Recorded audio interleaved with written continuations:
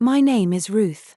I was 25 then, working at a small coffee shop on Maple Street, the kind that always smelled like vanilla and burnt espresso. My days were simple: morning shifts, polite smiles, tips in a jar. I shared a tiny one-bedroom apartment with my boyfriend, Mark. We had been together for 2 years, and for the most part, he was my comfort zone. He was funny, easygoing, the kind of guy who could make a broken car sound like a temporary inconvenience and a bad day seem fixable with pizza and a movie. We talked about the future sometimes, nothing big, just ideas. Maybe we'd get a little house one day. Maybe a dog. Maybe travel somewhere warm. But a baby? No. That word had never slipped into our plans. And yet, here I was, standing barefoot on the cold bathroom floor, holding a test that told a story neither of us had written. 2 pink lines. Clear as day. I didn't need to take another one to be sure. My hands shook. My stomach turned. My thoughts ran wild. I was going to be a mom. But Mark. I already knew what he would say. That night, we sat on the couch, the TV still glowing with a muted game show neither of us was watching. My heart raced as I turned to him, my palms damp. Mark, I whispered, barely able to hear myself. I'm pregnant. For a second, he didn't move. His eyes fixed on me like I had said something in another language. Then, slowly, I watched the color drain from his face, white, then red, then something unreadable. He let out a long breath. Ruth, we can't do this. My chest tightened. What do you mean? We're not ready, he said, his tone flat, practical. You need to get an abortion. Just like that. Like it was a flat tire. Something quick to fix and forget. My heart broke a little in that moment, not just because of what he said, but because of how easily he said it. I wanted him to hold me, to say we'd figure it out together. But he didn't. He stood up, ran a hand through his hair, and said quietly, think about it. We'll talk tomorrow. And then he went to bed. I didn't sleep. I just lay there in the dark, one hand resting on my belly, the other clutching a pillow. I felt small and lost. Guilt washed over me from every direction, guilty for wanting the baby, guilty for being afraid, guilty for not knowing what to do. My tears came in waves, silent at first, then louder until I couldn't breathe right. I couldn't tell my mom, she'd panic and worry herself sick. My sister Lisa was in college, barely keeping her own life together. My friends would talk, whisper, make it sound like gossip instead of a cry for help. There was only one person I could think of, someone who had never once judged me, never made me feel foolish for being myself. My stepbrother, Eric. Eric was 27 then.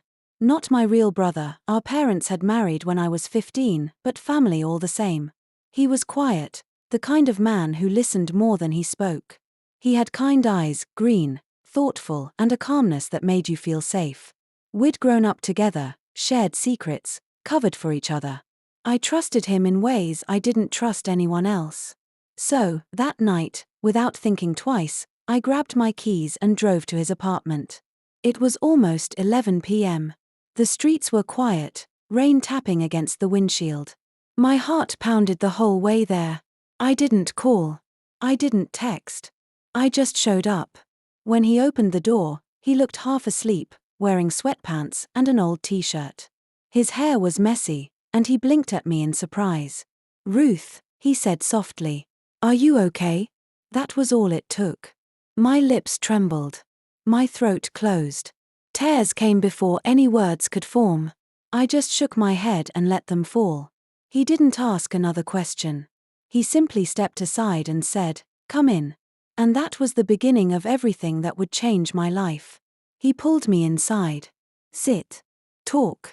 We sat on his old brown couch. The lamp glowed soft. A half-eaten pizza sat on the coffee table. I hugged a pillow to my chest. I'm pregnant, I whispered. Eric didn't blink. He just leaned forward, elbows on his knees. And Mark? He wants me to abort it. Eric nodded slow. What do you want? That question stopped me. No one had asked me that. Not even me. I don't know, I said. I'm scared. But I think about the baby. A little person. With tiny hands. And I don't want to lose that. Eric was quiet. Then he said, "Ruth, this is your choice. Not Mark's. Not mine. Yours. But if you want to keep it, you're strong enough." I cried harder. He didn't hug me, he knew I needed space, but he stayed. We talked until 2 a.m. He told me about a friend who had a baby young. How hard it was. How worth it. He said, "You don't have to decide tonight. Just don't let fear decide for you." I went home. Mark was asleep. I lay awake, Eric's words in my head, "You're strong enough." The next week was war. Mark kept pushing. "We can't afford it. I'm not ready. It'll ruin us." I kept quiet. But inside, I was changing. Every time I passed a baby in the store, my heart tugged. Every time Mark said get rid of it, I felt sick. I went back to Eric's 3 more times. Once, I brought ice cream.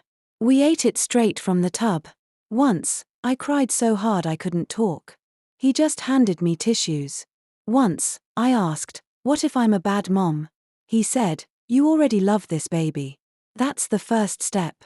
Slowly, I made up my mind. I was keeping the baby. I told Mark on a Thursday night. We were eating spaghetti. "I'm not getting an abortion," I said. My voice didn't shake. He dropped his fork. "Ruth, I've thought about it. This is what I want." He stared. Then he stood up. "If you do this, I'm out." I nodded. "I know." He left the next day. Packed a bag. Said he needed space. I didn't beg. I didn't cry. I just closed the door and rubbed my belly. "It's you and me, little one," I whispered. Eric helped me move Mark's stuff to the curb. He didn't say "I told you so." He just carried boxes. When the last one was gone, he said, "You did the right thing." I believed him. The pregnancy wasn't easy. Morning sickness. Back pain. Tired all the time. But Eric was there. He drove me to doctor visits. He painted the nursery yellow, said it was happy. He built a crib with instructions upside down and laughed when it wobbled. I named the baby Lily. I didn't know why. It just felt right. Mark came back when I was 7 months pregnant. He knocked one evening. Looked tired. "I was wrong," he said. "I got scared. But I miss you. I want to try." I let him in. We talked. Really talked. He said he'd been to therapy. That he wanted to be a dad. I didn't say yes. But I didn't say no. Lily was born on a rainy Tuesday. I called Eric first. He met me at the hospital. Mark came later. He held my hand. Cried when Lily cried. She had his nose. My eyes. A tuft of dark hair. Eric held her first after me. "Look at you, little fighter," he whispered. Mark watched. Then he took her. His hands shook. "I'm sorry, Ruth," he said. "I'll do better." And he did. He moved back in. Slowly. We went to parenting classes. He learned to change diapers. He woke up at 3 a.m. for feedings. He wasn't perfect. But he tried. Eric stayed my rock. He came over every Sunday. Brought coffee. Played with Lily. Told Mark, "Don't mess this up." Mark laughed. "I won't." 1 year later, Lily turned 1. We had a party in the park. Balloons. Cake. Sunshine. Mark got down on one knee in front of everyone. "Ruth," he said, "I was an idiot. But I love you. And Lily. Marry me?" I cried. Lily clapped. Eric smiled from the picnic table. I said yes. We got married in the same park. Small. Simple. Just family. Lily wore a tiny white dress. Eric walked me down the aisle. Mark's eyes filled with tears the moment he saw me walking down the aisle. I could see the weight of the past, the fear, the mistakes, the regrets etched in the lines of his face. My own chest tightened, and I couldn't hold back the flood of emotions that had been building for years. When I whispered, "I do," my voice trembled, but it carried the strength of every choice I had made, every battle I had faced, and every dream I had dared to keep alive. Eric stood nearby, his expression soft but proud. When it was his turn to speak, the room fell silent, hanging on his every word. "Ruth taught me what courage looks like," he said, his voice steady but full of feeling. "Not the kind that shouts or demands attention, but the quiet, fierce courage of choosing love when fear whispers to run, of standing tall when the world tells you to shrink. Mark, take care of them, take care of this family she fought so hard to build. Mark nodded, swallowing hard. I will, he said, his voice barely more than a whisper, but I heard the promise in it. Now, Lily is 5, and every day she surprises me with just how much life and love she can hold in her small hands. She has Mark's laugh, bright and warm, and my stubborn streak that insists on making every little adventure hers to conquer. Our home is a cheerful chaos of toys, laughter, and love, with its red door that always feels like it's welcoming the world, or at least everyone we care about, into our little bubble of happiness. Max, our loyal, shaggy dog, has become Lily's shadow, and Mark's dedication shows in every game he coaches, every bedtime story he reads, every scraped knee he soothes. I still work at the coffee shop part-time, but now it's different, less about surviving and more about savoring each quiet moment, each small victory. Eric comes over every Sunday. We call it Uncle Eric Day. Lily runs to him like a little hurricane of giggles and joy, tugging at his sleeves, begging for piggyback rides, and filling the room with the kind of laughter that heals every worn-out corner of life. Watching them together, I realize that family isn't just blood, it's trust, loyalty, and unwavering presence.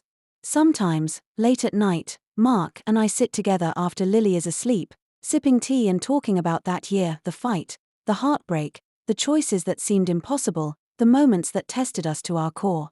I almost lost everything, he admits, his voice raw with honesty. I squeeze his hand and smile softly. But you didn't, I remind him, knowing that we both almost gave up on what mattered most. And Eric? He's still my anchor. My confidant. The one I call when life feels heavy, when the walls close in, when the world whispers doubt into my ear.